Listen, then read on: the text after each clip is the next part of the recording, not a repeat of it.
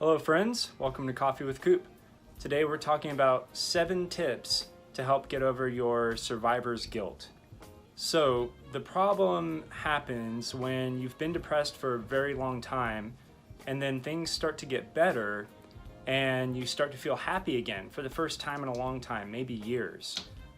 And so you feel guilty about that. You're like, well, how can I be happy when this person that I loved with all of my heart is dead? And that's a totally normal thing to feel, but it's also totally normal to feel happy again.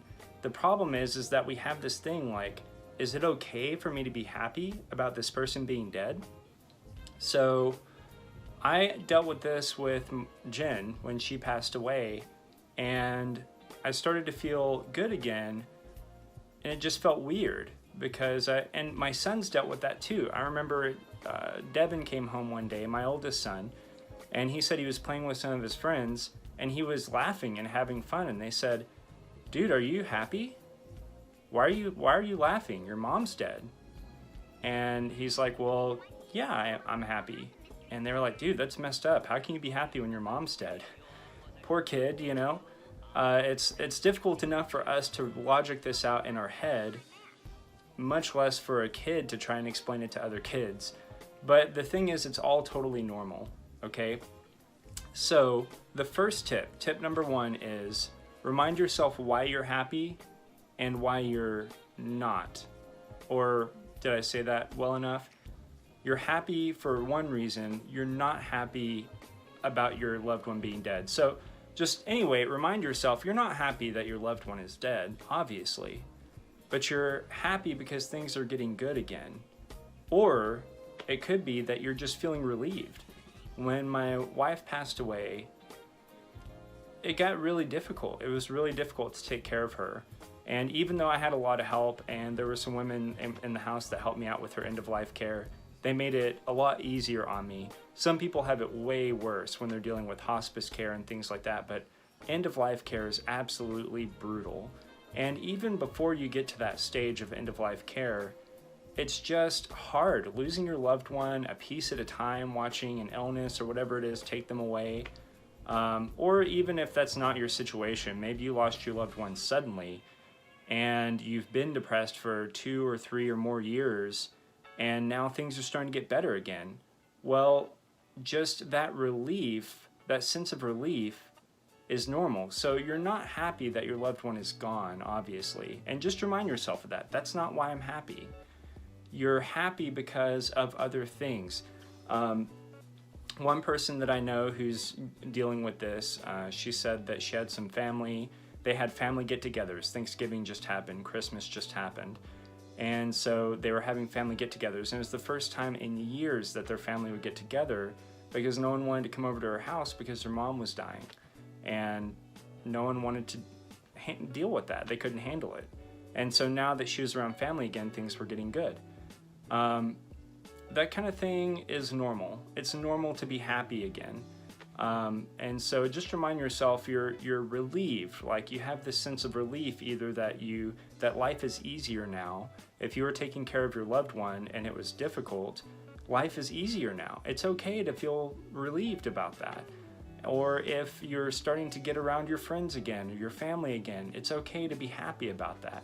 So just remind yourself you're happy for other reasons. You're not happy that they're gone. Tip number 2, remember that to your loved one that you lost and you were taking care of them, you were their hero and you did everything you could for them. You did your very best. So luckily for me, I was really lucky in that Jen told me that all the time. She didn't necessarily say that I was her hero, but she did convey to me that she loved me and she appreciated everything that I was doing to take care of her. She was really grateful that I stayed by her side. I didn't abandon her in the time when she needed me the most. And I think that if you are a caregiver, or if you were a caregiver and you lost your loved one, you're a hero and you deserve to feel good about that. Take some pride in knowing that you did your very best and that you did everything you could for your loved one. Like, that takes a lot, and a lot of people can't handle it, and you did. So feel good about that. Tip number 3, try to see your situation from the eyes of your loved one who isn't here anymore. I'm really lucky in that Jen talked to me several times about what she wanted from me after her death. And the main thing that she communicated to me was that she wanted me to be happy. She didn't want me, because I thought my life was I thought my life was over pretty much. I just, I have my dream job, but that didn't matter.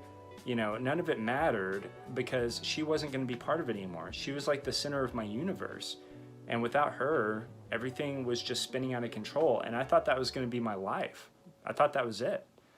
I didn't think I'd ever find anyone again. I thought, I would be miserable, and so I'd be a bad father, and I had all these fears about the future without my wife.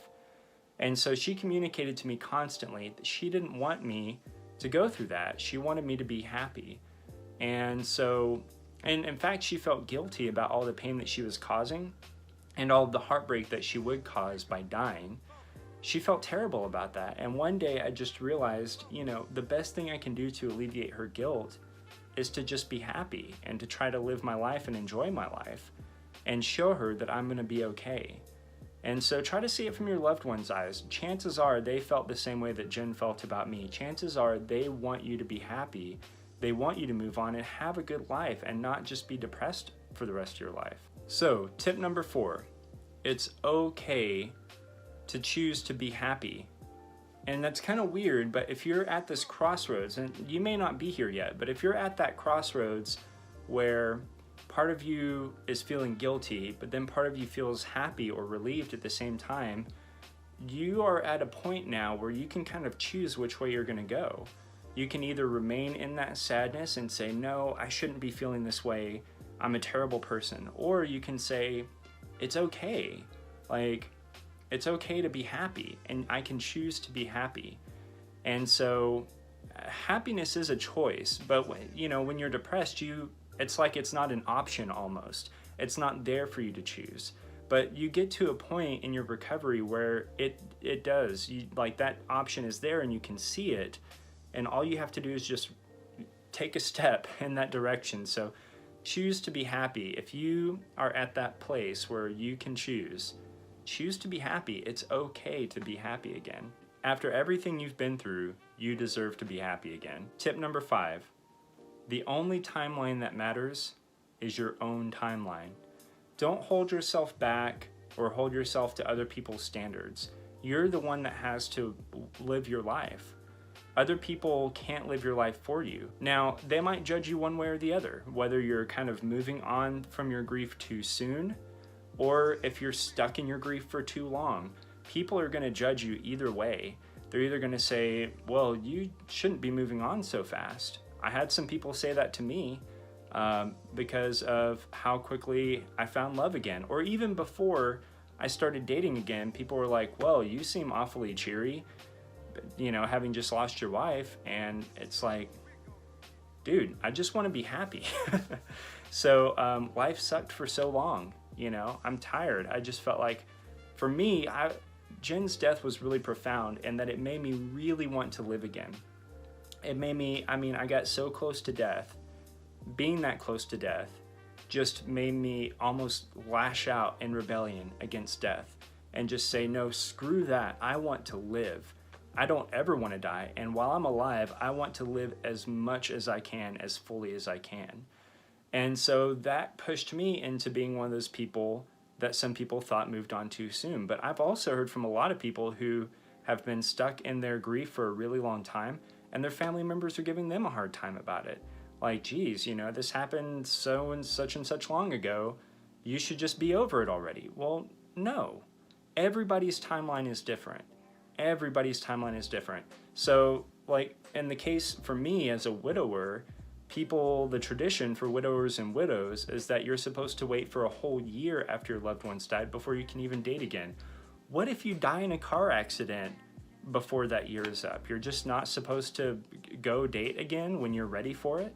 So if you're ready to be happy again, if you're ready to feel that sense of relief and to be happy around your family and friends, or if you're ready to be with someone, if someone has come into your life unexpectedly and you're just really excited about it and you want to go for it, live your life.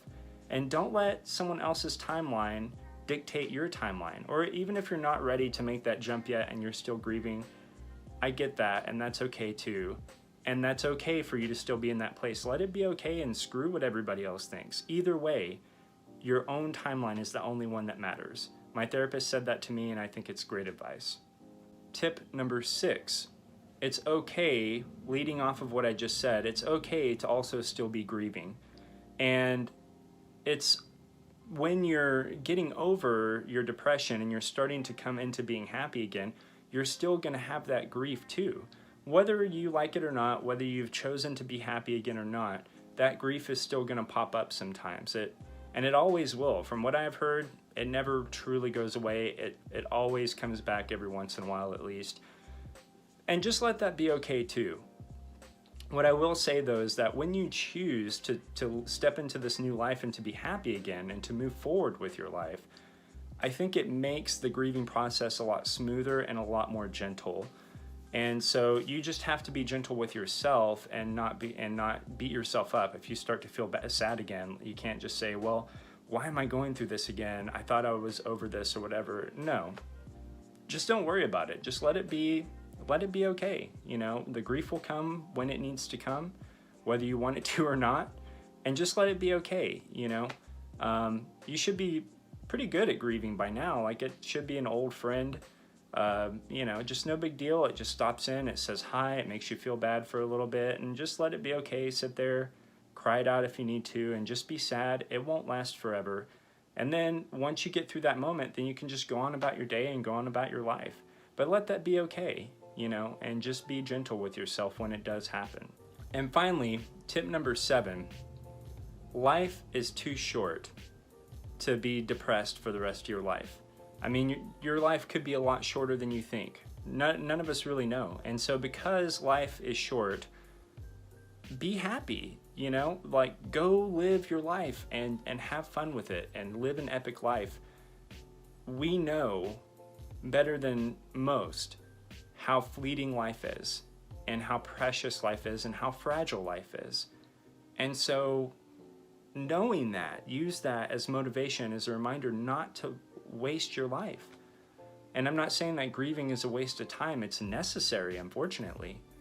But for me, I didn't want to stay in that place any longer than I had to. My wife fought breast cancer for about 2 years and 9 months. And then we had a few more months, I think, after that of hospice care. My timeline could be a little mixed up, but it was around 3 years. And after that 3 years was up, I mean, I was sad that she was gone, but I was like, you know, I've spent enough time in hell.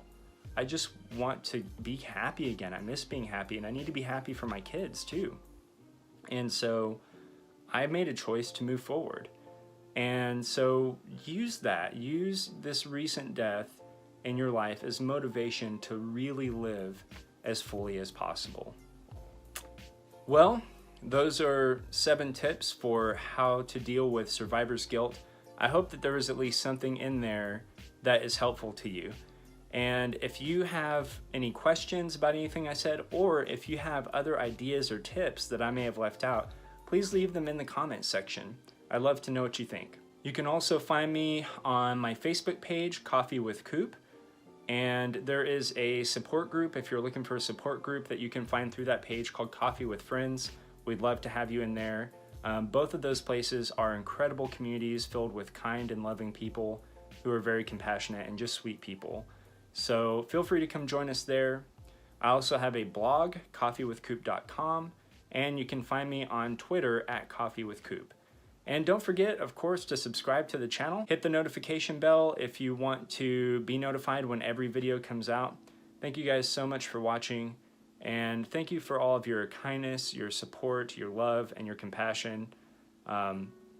You are all just an amazing group of people, and I feel very fortunate to be able to communicate with you and share what I know, what little I know, with you, and I hope that some of it helps. And until next time, may be happy, may be well, and take care.